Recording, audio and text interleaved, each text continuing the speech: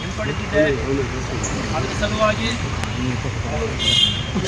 ಇಲ್ಲಿ ಪ್ರತಿಭಟನೆಯನ್ನು ಹಮ್ಮಿಕೊಳ್ಳಲಾಗಿದೆ.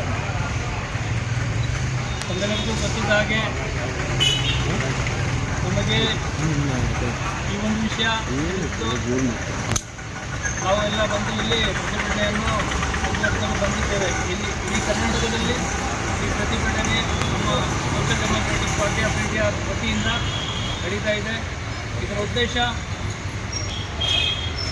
ಅಮಾಯಕರ ಮೇಲೆ ಕೇಸ್ ಆಗಿರುವುದನ್ನು ಹಿಂಪಡೆದಿರುವುದು ಸ್ವಾಗತಾರ್ಹ.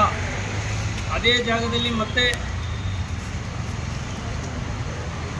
ಹೋಮ್ ಕ್ರಿಮಿಗಳಾದ ಕೆಲವೊಂದು ಲೀಡರ್ಸ್ಗಳು ಪದೇ ಪದೇ ಸಮಾಜದ ಸ್ವಾಸ್ಥ್ಯವನ್ನು ಕೆಡಿಸಲು ಪ್ರಯತ್ನಿಸುತ್ತಿರುವ ಮತ್ತು ಅವರ ಮೇಲೆ ಕೇಸ್ಗಳಾಗಿದ್ದರೂ ಅವರು ಲೆಕ್ಕಿಸದೆ ನಮ್ಮ ಸೌಹಾರ್ದತೆಯನ್ನು ಕೆಡಿಸಲು ಪ್ರಯತ್ನಿಸುತ್ತಿರುವಂತಹ ಅವರ ಮೇಲೆ ಇರುವಂಥ ಕೇಸ್ಗಳನ್ನು ಹಿಂಪಡೆದಿರುವುದು ಸರ್ಕಾರ ಅದನ್ನು ನಾವು ಕಂಡಮ್ ಮಾಡ್ತೇವೆ, ಅದನ್ನು ಖಂಡಿಸುತ್ತೇವೆ.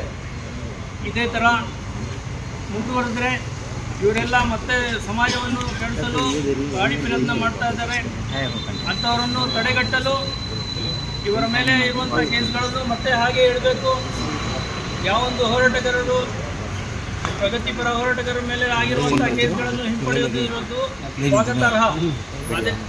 ಅದೇ ಥರ ಮತ್ತೆ ಇವರ ಮೇಲೆ ಇರುವಂಥ ಕೇಸ್ಗಳನ್ನು ಹಿಂಪಡೆದಿರೋದು ಭಾಳ ಖಂಡನೀಯ. ಸರ್ಕಾರಕ್ಕೆ ನಾವು ಆಗ್ರಹಿಸ್ತೇವೆ, ಇಂತಹ ಹೋಮಗಳ ಮೇಲೆ ಇರುವಂತಹ ಕೇಸ್ಗಳನ್ನು ಮತ್ತೆ ಅವರ ಮೇಲೆ ಹಾಕಿ ಅವರನ್ನು ತಕ್ಕ ಶಿಕ್ಷೆ ಪಾಠ ಕಲಿಸಬೇಕಾಗಿದೆ. ಇದೇ ಥರ ಅವರಿಗೆ ಬಿಟ್ಟರೆ ಮತ್ತೆ ಸಮಾಜದ ಸ್ವಾಸ್ಥ್ಯವನ್ನು ಕೆಡಿಸಲು ಪ್ರಯತ್ನಿಸುತ್ತಾರೆ. ಇದ್ರ ಬಗ್ಗೆ ನಮ್ಮ ಮೌಲಾನಾ ಅವರು ವಿವರವಾಗಿ ಹೇಳಿದ್ದಾರೆ. ಅದು ಹೆಚ್ಚಿಗೆ ನಾನು ಹೇಳಕ್ಕೆ ಬಯಸೋದಿಲ್ಲ. ಇದೊಂದು ಮಾತು ಹೇಳಿ ಈ ಮಾತನ್ನು ಮುಗಿಸ್ಬೇಕು.